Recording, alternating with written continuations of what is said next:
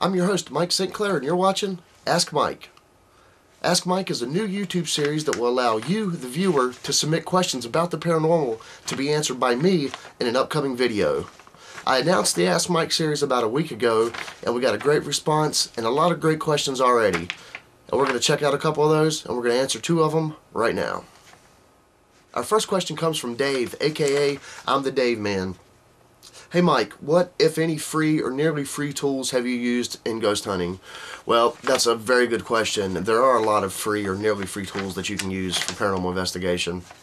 First thing we're going to talk about is software. Now you're going to need software for your photographs, your video, and to analyze your EVP. Now there's a lot of free software that's very useful, and I use some of this software myself. So there's WavePad and Audacity. Those are great for audio analysis, and you've got Photoscape and GIMP that are great for photographs and analyzing your photography anomalies. EMF meters, you can use a compass as an EMF meter. You don't even have to buy one. You've probably got one laying around your house, and if you don't, you can get one just about anywhere for a few bucks. Infrared lights for night vision, you can build your own by using an infrared heating bulb. For reptiles and other animals, you can hook that right into a light fixture, and that'll be a great infrared light that you can get for just a couple bucks. White noise generators, those are pretty simple to make. You take an MP3 player or a voice recorder and you record some white noise on it and you play it back. It's very simple. An EM pump, a great EM pump would be a small electric fan that you plug into the wall.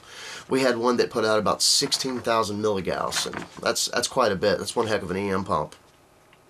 Flour, you can use flour. You can put it down and see if anything makes tracks in it, or you can set an object on top of it and use it to see if the object's moved.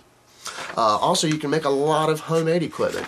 It's pretty easy to make the homemade infrared lights. You can actually buy those on the internet for 30 to 40 bucks, but you can make them for around $10. They're fairly simple. You can probably find the schematics online. Also, EM pumps, aside from using the fan, you can use a DC motor and an earth magnet to make one of those for a few bucks. You can also make static detectors or electroscopes for just a few dollars as well, and that's just the tip of the iceberg. There's a lot of free or nearly free things that you can use for paranormal investigation, and that was a great question, and I hope I was able to answer it for you. Our last question comes from Veil of Secrecy. Hello Mike, I've been researching the field of EVP for a couple years now. My question is about digital voice recorders. I'm constantly hearing that the older models of digital recorders are better because they are more integrated circuitry, noise, etc., and the spirits can better use this noise to make an EVP. I find it quite be the opposite. I think they use more of the surrounding ambient noise than the recorder itself. I think that if you are using an older recorder with more noise, it degrades the quality of your EVP and allows more room for misidentification and error. I find that using higher end recorder to pick up the sound quality is excellent.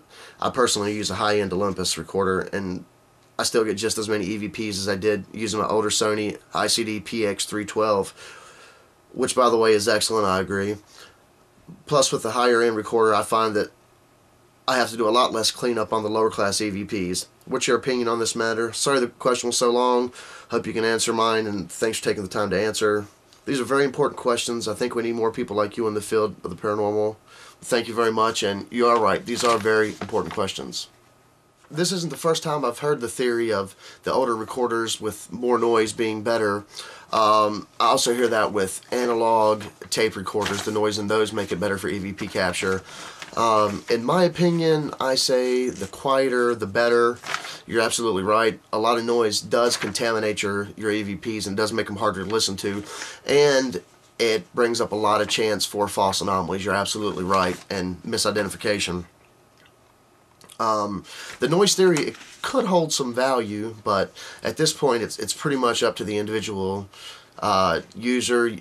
You know, we really don't know what's best, and we're only going to find that out by experimentation. Higher end recorders are definitely the best when you're looking for good quality and less noise.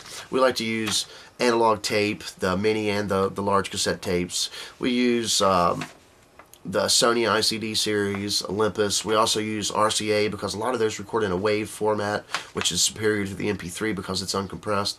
And the Zoom H2, probably one of the best voice recorders ever made. It runs you about $150, but you know, you get what you pay for it. It is what it is with that piece. It's an amazing piece. It does make it more difficult to clean it up when you do have a lot of noise in there with it. Plus, cleaning it up can actually damage your EVPs, because when you're doing noise reduction and things like that, you're actually adding stuff to the file that wasn't originally there, and that will work just like a lot of extra noise does. It'll, you know, make it more difficult to identify what it's actually saying, or if it's saying anything at all. Another great question, and I hope I was able to answer it to your liking. Thanks again, guys. Great questions. Got a question about the paranormal?